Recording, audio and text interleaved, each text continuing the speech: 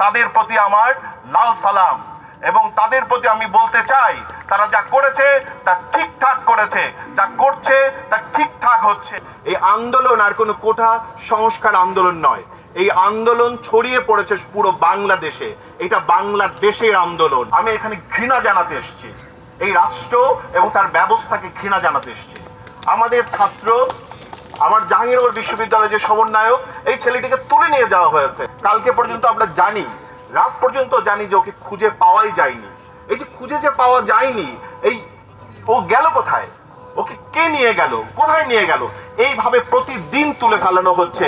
আমি জানি বা না জানি, রাস্তায় যতগুলো মেয়ে করেছে, আপনার ওদের ছবি দেখবেন ভাইরাল হয়েছে,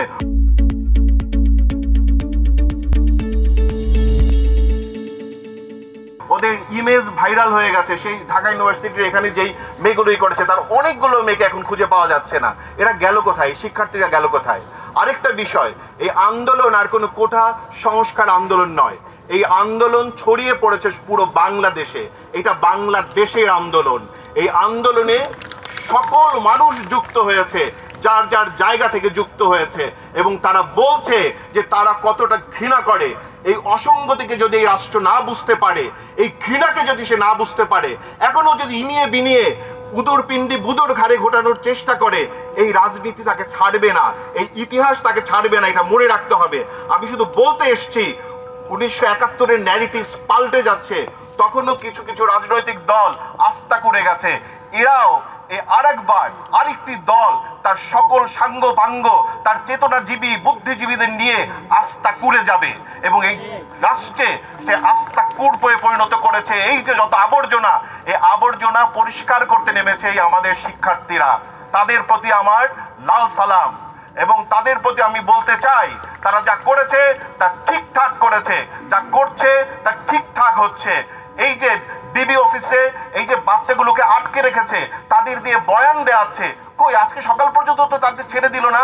তাদের বাবা মারা তো এখনো ওই অফিসের সামনে দাঁড়িয়ে আছে, তাদের কাছে তো তাদের বাচ্চাদেরকে দেওয়া হলো না।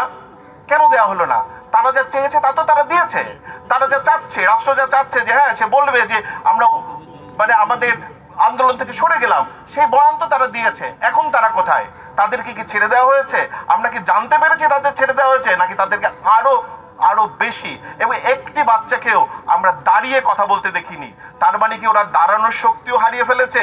এমন ভাবে কি এখানে জিজ্ঞাসাবাদ করা হয়েছে? তাহলে এই যে একটা আইনি ব্যবস্থার মধ্যে একটি রাষ্ট্রে একটা মানুষকে জোর করে তুলে নিয়ে যাবে একটি সংস্থা, এটা কোন দেশে আছি? আমি হয়তো এখান থেকে বের হয়ে বাসা পর্যন্ত যেতে পারবো না, তখন হয়তো আমাকেও তুলে ফেলবে, হয়তো বা কেউ জানতেই পারবে না। এটা কোন দেশ? আমরা কোথায় আছি? আমরা আর কতদিন এরকম থাকবো? আমাদের ভাবতে হবে, অনেক বেশি ভাবতে হবে। আমি ঘৃণা জানাচ্ছি এই রাষ্ট্র, তার ব্যবস্থা, তার চেতনাজীবী, তার বুদ্ধিজীবী সকলের প্রতি ঘৃণা জানাচ্ছি, এবং ঘৃণা জানানোর জন্যই এখানে এসেছি। কোনো বিচার চাইতে আসিনি।